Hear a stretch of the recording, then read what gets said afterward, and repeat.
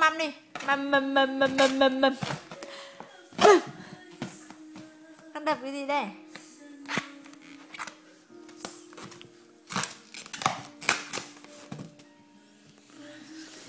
Đi. Bác dịu cho Moon đứng dậy, Moon đi nào.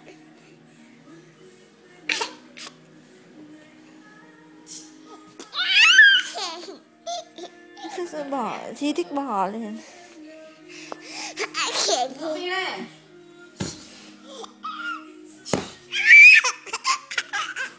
Đập đầu.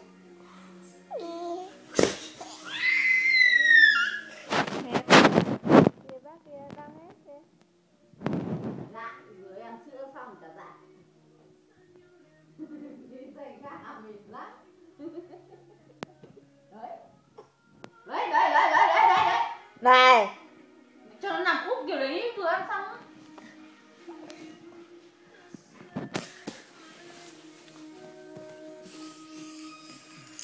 Mon đứng dậy đi.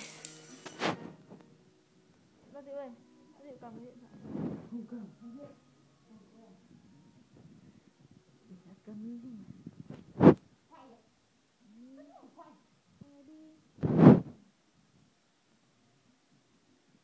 Đứng dậy.